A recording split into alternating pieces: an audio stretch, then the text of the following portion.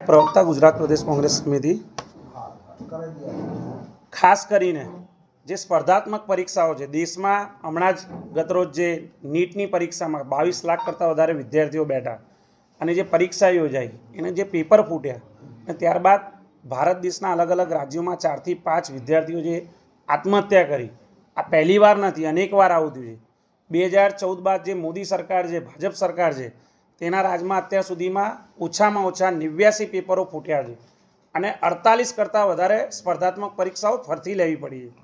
આજે દેશના આટલા બધા બાળકો વિદ્યાર્થીઓ જ્યારે પરીક્ષાની તૈયારી કરતા હોય ત્યારે હું માનું છું ત્યાં સુધી તેમનો રહેવાનો ખર્ચ, શિક્ષણનો ખર્ચ, ચોપડાઓનો ખર્ચ, હોસ્ટેલનો ખર્ચ, આ બધા ખર્ચો તેમના મા બાપ, તેમના વાલીઓ પેટે પાટા બાંધીને આજે એમને ભણાવતા હોય છે।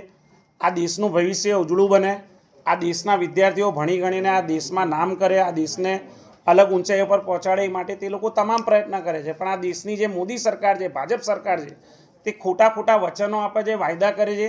તે લોકો વિદ્યાર્થીઓની સ્પર્ધાત્મક પરીક્ષાની એક સિસ્ટમ સેટ નથી કરી શકતા કે તેમને સિક્યુરિટી નથી આપી શકતા કે તેમની પરીક્ષાઓ શાંતિપૂર્વક યોજાય અને કોઈ છિંડા ના રહે, કોઈ ત્રુટિ ના રહે।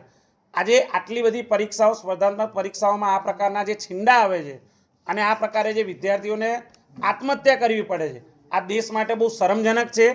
જેમ દિવાળીમાં ફટાકડાની લહેરો ફૂટતી હોય એ રીતે મોદી અને ભાજપ સરકારમાં આ પેપરો ફૂટી રહ્યા છે અને છતાં પણ લાજવાની બદલે ગાજતા હોય એ રીતે ભારતીય જનતા પાર્ટીના નેતાઓ બેશરમ બનીને કોઈ પણ પ્રકારની જવાબદારી ના લે ત્યારે કોંગ્રેસની મજબૂત વિપક્ષ તરીકે એક જવાબદારી છે કે આ દેશના ભવિષ્યના, દેશના વિદ્યાર્થીઓને ન્યાય અપાવે અને ન્યાય અપાવવા માટે જ અમારા સન્માનીય વિપક્ષ નેતા રાહુલ ગાંધીજી હમણાં થોડા દિવસો પહેલાં રાજસ્થાનના કોટામાં ગયા હતા અને છાત્રો કી ગૂંજ કાર્યક્રમ હેઠળ આ વિદ્યાર્થીઓને સાંભળ્યા હતા કે તેમના પ્રશ્નો શું છે, તે કઈ પ્રકારની તૈયારી કરે છે, સરકાર પાસેથી તેમની અપેક્ષાઓ શું છે અને સ્પર્ધાત્મક પરીક્ષાઓમાં કયા પ્રકારનો માહોલ હોવો જોઈએ।